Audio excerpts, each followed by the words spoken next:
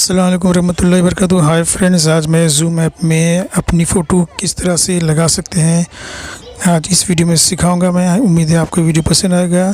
तो zoom app open कीजिए। Open करने के बाद आपको जो सेटिंग ऑप्शन है उस सेटिंग ऑप्शन पे आपको क्लिक करना है, टच करना है। जैसे ही सेटिंग ऑप्शन पे आप क्लिक करेंगे, टच करेंगे, एक न्यू पेज ओपन होगा जिसमें टॉप पर जो है आपको बेसिक लिखा नज़र आएगा। तो वहाँ पर आपको फिर से क्लिक करना है या टच करना है। तो वहाँ पर जैसे ही आपने टच किया आपको जो है लिखा नज़र आएगा प्रोफाइल फ़ोटो।